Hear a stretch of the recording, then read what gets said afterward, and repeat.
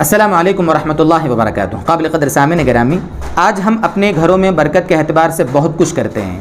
کوئی تعویذ کراتا ہے، کوئی کیا کراتا ہے۔ بہت سارے لوگ ملتے ہیں کہتے ہیں کہ ہم اتنا کماتے ہیں لیکن پتہ نہیں چلتا وہ کہاں جاتا ہے۔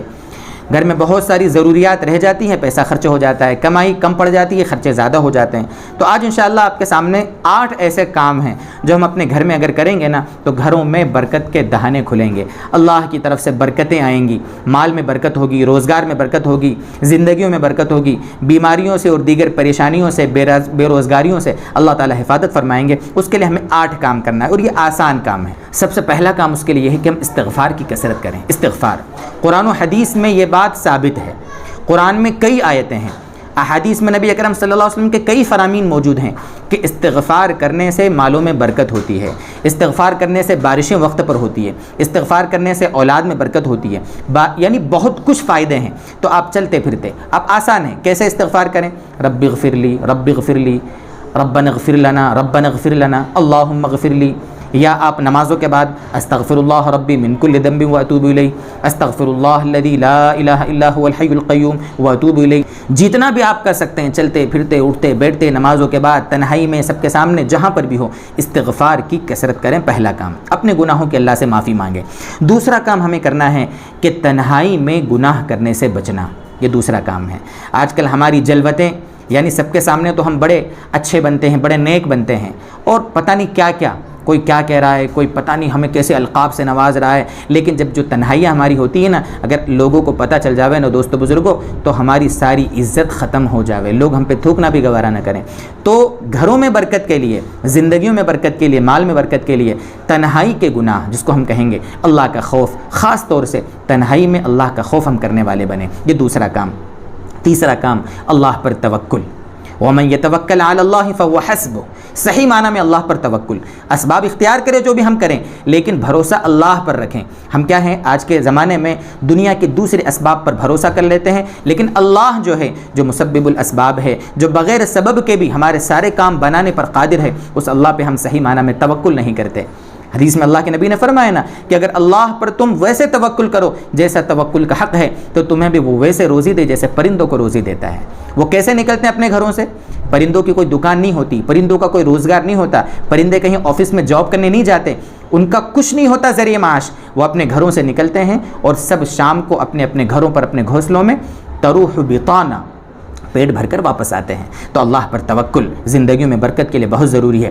چوتھی چیز ہے اللہ کی راہ میں خرچ کرنا، فی سبیل اللہ جس کو بولا جاتا ہے۔ اللہ کے راستے میں خرچ کرنے کے جتنے بھی موقع آئیں، جتنے بھی، وہاں پر آپ خرچ کریں، جتنے بھی، مسجد میں دیں، ٹھیک ہے، آپ مدرسوں میں دیں، اسی طریقے سے آپ غریبوں کی مدد کریں، بیواؤں کا خیال رکھیں، آپ کے رشتہ داروں میں کون ایسا پریشان ہے اس کی مدد کریں۔ اللہ کے راستے میں کل ملا کر خرچ کرنا، یہ چوتھا کام ہے۔ پانچواں کام خاص طور سے مدرسے میں پڑھنے والے جو غریب طلبہ ہوتے ہیں ان کی آپ ہیلپ کریں، آپ ان کی کفالت کا انتظام کریں، آپ ان پر خرچ کریں۔ آپ کے سب کے علاقے میں مدرسے ہوتے ہیں، آپ وہاں جائیں، وہاں کے ناظم صاحب سے ملیں، وہاں کے مدرسین سے ملیں اور ان کو پوچھیں کہ بھئی کوئی ایسے طلبہ ہیں جو غریب ہیں، محتاج ہیں، پریشان ہیں، تو آپ وہاں جائیں اور ان کی ہیلپ کریں۔ مالی اعتبار سے آپ ان پر خرچ کریں گے نا، آپ کو دوہرا ثواب ملے گا، ایک تو غریب کی امداد کا، اور وہ جتنا خیر کے کام میں وہاں لگا ہوا ہے، تعلیم حاصل کر رہا ہے، اس کا ثواب بھی آپ کو ملے گا۔ بہت سارے لوگ ہوتے ہیں ہمارے پاس بھی آتے ہیں، کہتے ہیں کہ بھئی یہ پیسہ ہے، آپ اپنے حساب سے غریبوں پر خرچ کر دینا۔ کل ہی ایک صاحب نے 1500 روپے، میں سمجھانے کے لیے ڈال رہا ہوں، وہ اکاؤنٹ میں ڈال دی انہوں نے کہ بھئی آپ اپنے حساب سے بچوں کو دے دینا۔ تو اس طرح ہوتے ہیں، بہت سارے بیچارے ہوتے ہیں، تو آپ کیا کریں، ایسے بچوں کو ڈھونڈیں، ایسے مدرسین سے مل کر آپ ان پر خرچ کریں۔ چھٹا کام ہمیں یہ کرنا ہے کہ رشتہ داروں کے ساتھ حسن سلوک، جو بھی ہمارے رشتہ دار ہیں۔ رشتہ دار آج کے زمانہ، یہ نیا ماڈرن زمانہ ہے، بہت سارے بیچارے آج کے نئے جو نوجوان ہیں وہ تو رشتوں کو بھی بھول گئے ہیں، رشتہ داریاں بھول گئے ہیں، جانا گوارا نہیں ہے، تنہائی پسند ہو گئے ہیں، بس موبائل ہے اور اپنی چیزوں میں مگن ہیں۔ رشتے یاد رکھیں، بلکہ ایک حضرت عمر فاروق رضی اللہ تعالیٰ عنہ کا ایک قول ہے، ابھی 3 دن پہلے حیات الصحابہ کی تعلیم میں وہ جملہ آیا، بڑا عجیب جملہ تھا۔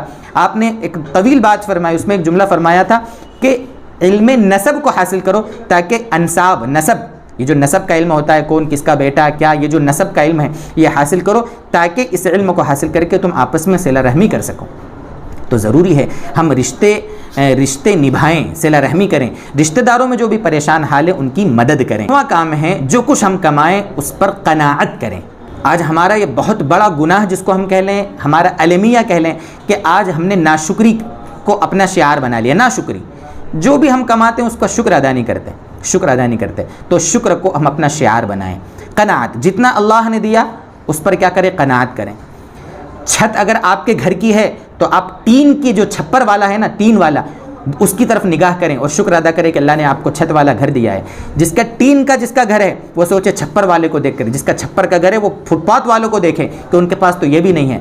ٹھیک ہے، کار والے موٹر سائیکل والوں کو دیکھیں، موٹر سائیکل والے کن کو دیکھیں؟ سائیکل والوں کو دیکھیں. اور سائیکل والے پیدل والے کو دیکھیں. اور جو پیدل چل رہا ہے نا وہ ایسے شخص کو دیکھیں جس کے پاس 2 پیر بھی نہیں ہے چلنے کے لیے.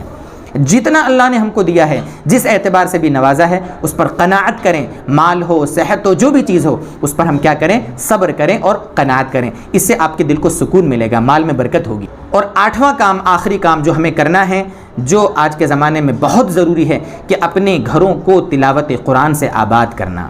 تلاوت قرآن سے گھر میں ہم تلاوت کرتے ہیں اگر معمول ہے تو اس میں ایک نئی چیز یہ ایڈ کریں کہ اتنی بلند آواز سے آپ تلاوت کریں کہ کم سے کم آپ خود سن سکیں، تاکہ آپ کے گھر میں اس پڑھنے کی برکت ظاہر ہو. گھر میں جو بھی ہے، گھر میں خاتون بھی پڑھ رہی ہے نا، تو وہ اس وقت جو خاتون جس وقت تلاوت کرے تو وہ بالکل آہستہ نہ پڑھے، کم سے کم اتنی آواز سے پڑھے کہ خود کو سنائی دے. یہ ہے ٹھیک ہے. وہاں پر اگر کوئی غیر محرم ہے گھر میں تو ٹھیک ہے، وہاں بلند آواز سے نہ پڑھے، فتنے کا اندیشہ ہے، بہت ساری چیزیں ہیں، منع کیا علماء نے. لیکن گھر میں کوئی نہیں، آپ کا شوہر ہے، آپ کے والد ہیں، آپ کا بھائی ہے، آپ کی اولاد ہے، باقی کوئی نہیں ہے، تو ایسی خاتون کیا کرے؟ گھر کے اندر تھوڑی بلند آواز سے تلاوت کرے. یہ ضروری ہے. اسی طریقے سے گھر میں اگر مرد تلاوت کر رہے ہیں تو ان کو بھی چاہے کہ تھوڑا بلند آواز سے. اس میں اگر دوستو آپ مہینے 2 مہینے 4 مہینے اس کا آپ نے معمول بنایا نا، اس کی برکت آپ اپنی آنکھوں سے دیکھیں گے. اللہ تبارک و تعالی یہ سارے کام کرنا ہمارے لیے آسان فرمائے، اور اللہ ہمارے سارے گھرانوں کو، سارے گھر والوں کو برکتوں سے خوب خوب مالا مال فرمائے. وآخر دعوانا ان الحمد للہ رب العالمین.